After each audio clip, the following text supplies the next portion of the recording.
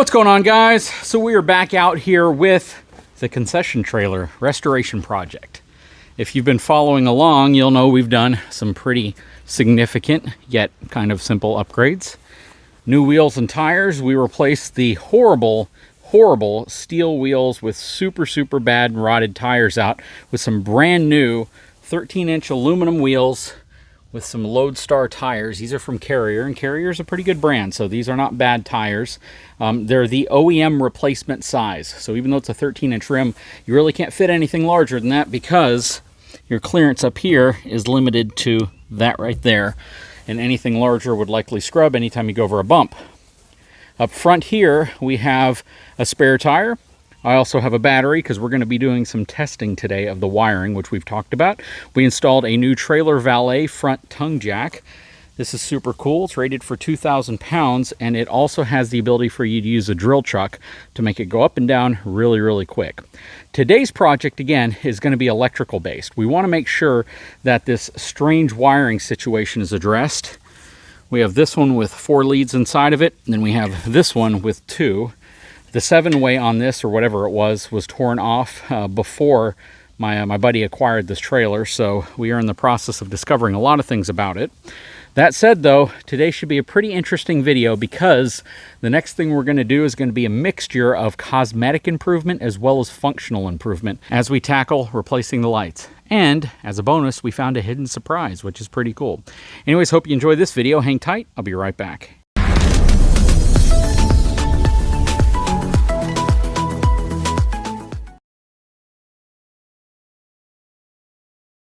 Okay, so these are the lights that we'll be installing on the trailer. And the cool thing we found out was actually an accident when it came to me ordering the equipment through my channel sponsor, etrailer.com. I pretty much share with them what I need and they pack it up and send it to me. Sometimes I'll ask them for advice on if this is the right fit or if this is going to work properly. But in the case of replacing lights, I didn't think I needed to do that. And it actually turned out to be a bonus because of that. So I got these lights in. All right, these are really cool. They're DOT approved lighting, trailer lights, and I measured the actual dimensions of the lights that are on the trailer just to make sure I was ordering the right size. Little did I know that these are actual replacement lights. It's not the entire fixture. So when I got these in, it had these 2 little pegs on the back of each one of them, and I was like, man, this is gonna stink because now I gotta get bases because these are probably a different light. These are incandescent bulbs. Until I came around to the front of the trailer and I was looking at it and I noticed 2 peg holes.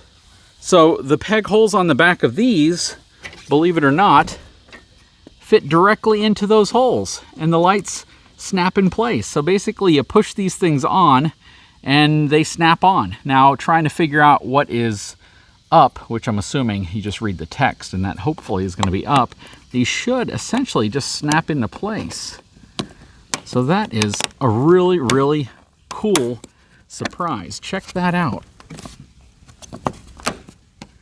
And I have a replacement LED bulb. That is super cool. It's going to lower the power consumption tremendously, believe it or not, by replacing these bulbs with LEDs. And they look so much nicer and cleaner. And all I have to do is pop these off carefully because I don't want to break the tabs that they're mounted to. And we should have all new lighting on this trailer. Such a cool, simple update. And, you know, again, a mistake in not being sure exactly how to mount those bulbs actually led to a very convenient replacement option. So that's cool. That's going to be the first thing we do. And then we're going to check all the wiring just to make sure everything turns on appropriately whenever we get it all set up. Okay, so I don't know if you can tell, but we have all new LED lights installed. Now this turned out to be a much bigger job than I had first anticipated, mainly because once we popped off the old ones, several of them were completely corroded up. Some of the grounding screws, which is actually the right screw that goes in there, is the grounding screw. So all it essentially is a power wire going to it. But they were not seated properly and I wasn't getting good ground. So I replaced the screws when needed, cleaned it all off, got some contact cleaner up in there, and now all of the lights are working.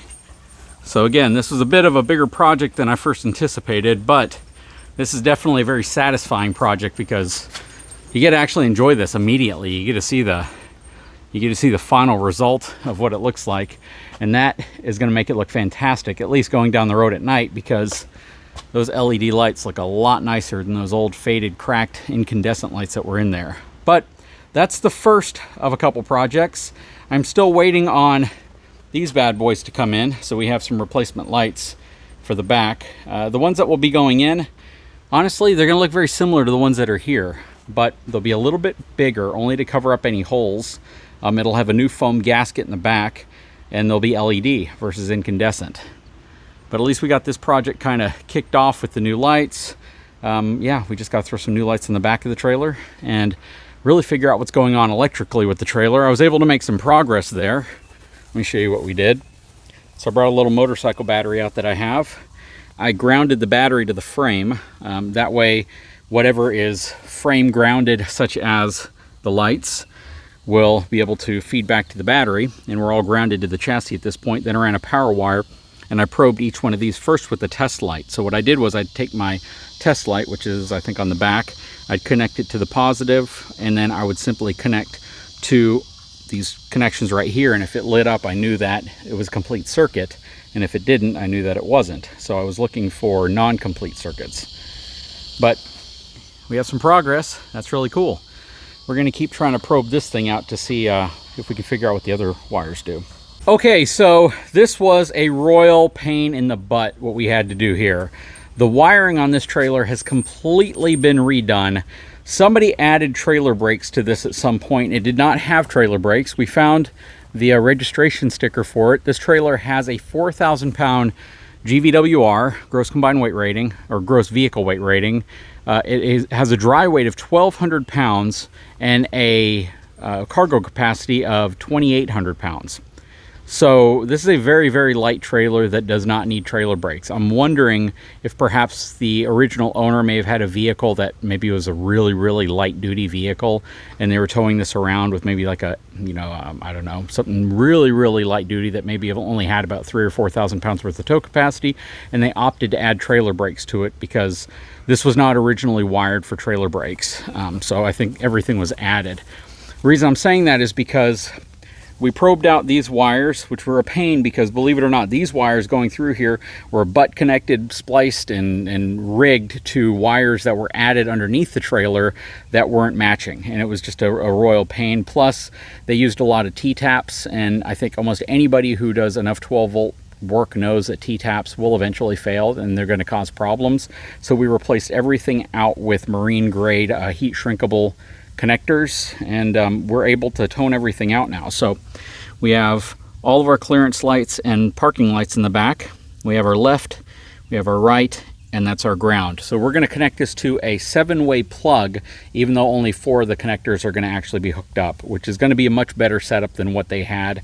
We're not going to need to run the trailer brakes on this thing. Again, it's going to be towed behind a half-ton truck that has upwards of about an 8,000 pound tow capacity, and this thing will probably never weigh more than 3,000 pounds when it's fully loaded.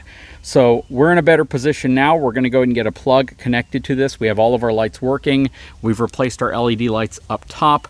The only thing we have to do is replace the rear lights. They did not come in on time for us to do it in this video, but I prepped it, and I'll show you, with just a temporary plug here. So whenever the new lights come in, and you can see again T-taps everywhere, I can just take this out. We'll take these out. I'll do everything with marine grade heat shrinkable connectors, and we'll get everything wired back in place. But yeah, until the new lights come in, we're kind of at a standstill. That said, though, boy, this was a much more difficult job than I'd thought. I'm going to have to also get the brake light, or sorry, the license plate light replaced down here.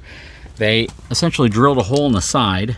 They ran the wire underneath and tapped into the wires that go up to the reverse light over there. And again, I'm going to take that out and we're going to wire that up the right way. We'll probably go ahead and replace it with an LED light as well, so it also kind of matches everything, because there's no bulb in it as it stands. But we're going to get everything put back together and then we'll wrap the video up. Okay, so we are wrapping this project up. I mentioned in a previous video that we were going to get the wheels off and paint the hubs. This trailer was set up with brakes as an aftermarket item. Not exactly sure why. It definitely doesn't need them.